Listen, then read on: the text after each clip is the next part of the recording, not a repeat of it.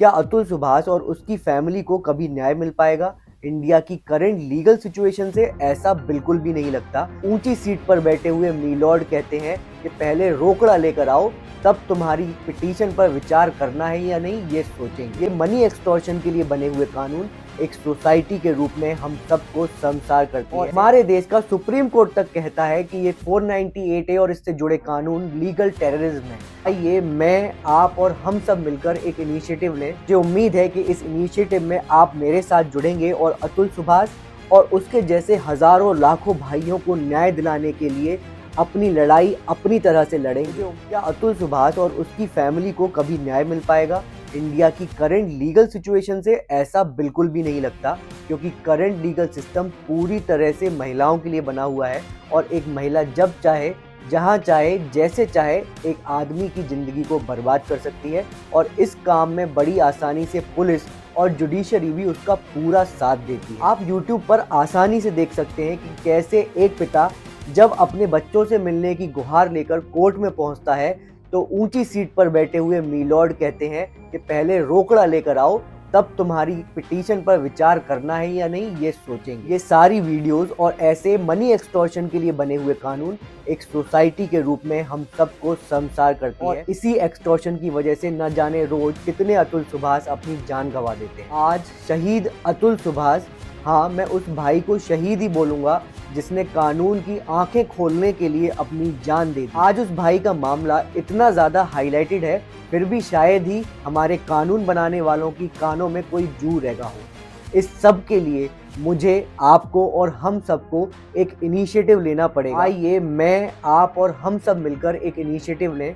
हमारे विचारों को एक 5 रुपए के लिफाफे में लिखें और इसको हमारे देश के प्रधानमंत्री को भेजें, जिससे उनको भी पता चल सके कि देश में जो अंधा कानून है उसे बदलने की अब जरूरत है। सरकार की खुद की एजेंसी NCR भी कहती है कि 90% से भी ज्यादा मामले जो महिला उत्पीड़न को लेकर दर्ज होते हैं वो झूठे साबित होते हैं, लेकिन फिर भी हमारी सरकार की आंखें नहीं खुलती।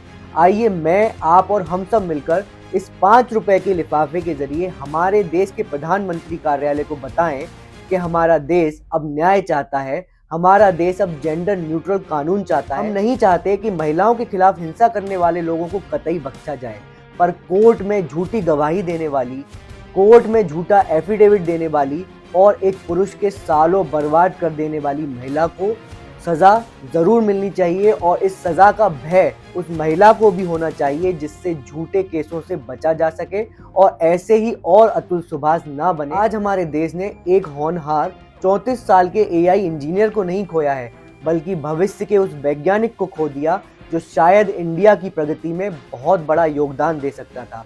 और ऐसे ही बहुत सारे अतुल सुभाष हैं जिनकी स्टोरीज शायद उस सोशल मीडिया पर नहीं आ रही, पर फिर भी लाखों ऐसे पुरुष हैं जो हर रोज किसी न किसी प्रकार से गलत कदम उठा रहे हैं सिर्फ इस लीगल एक्सटॉर्शन की वजह से। हमारे देश का सुप्रीम कोर्ट तक कहता है कि ये 498 और इससे जुड़े कानून लीगल टेररिज्म है, फिर भी हमारी सरकार और कानून बनाने वाले लोग सो रहे हैं।